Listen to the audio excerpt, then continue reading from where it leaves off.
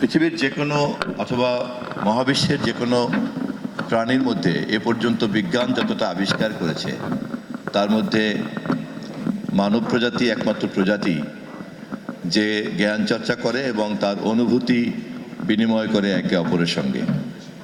এবং তার মধ্যে নানান রকম অনুভূতি আছে।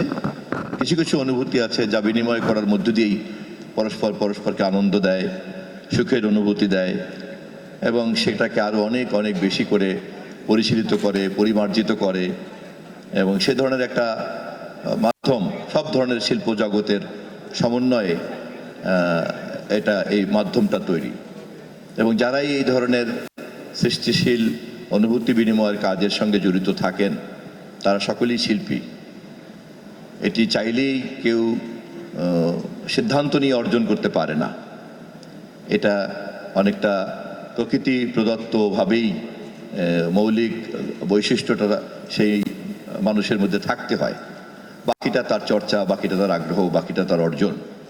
ফলে আমি আমার বিনীত ধারণার মধ্যে আমি মনে করি যে এটা শুরুতেই প্রকৃতি কর্তৃক নির্ধারিত যে কারা শিল্পী হওয়ার যোগ্যতা রাখেন আর কারা শিল্পী হওয়ার যোগ্যতা রাখেন না, কারা কেবলমাত্র এই শিল্পীদের বিনোদন অথবা শিল্পীদের কর্মের সুফলভোগী হবেন অথবা অনুভূতিটা গ্রহণ করবেন, বিনিময় করবেন।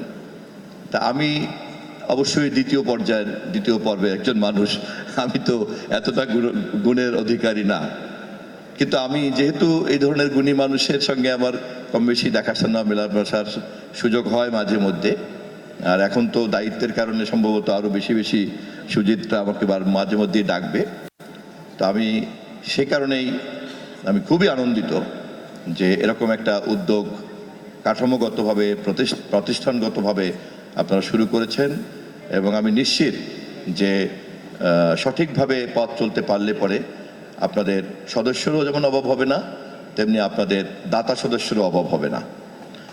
আমি বিনীতভাবে ঘোষণা করছি যে এই পথ চলাতে যে আমার কখনো কোনো ভূমিকার প্রয়োজন পড়ে আমি সানন্দে সেই দায়িত্ব গ্রহণ করব সবসময়।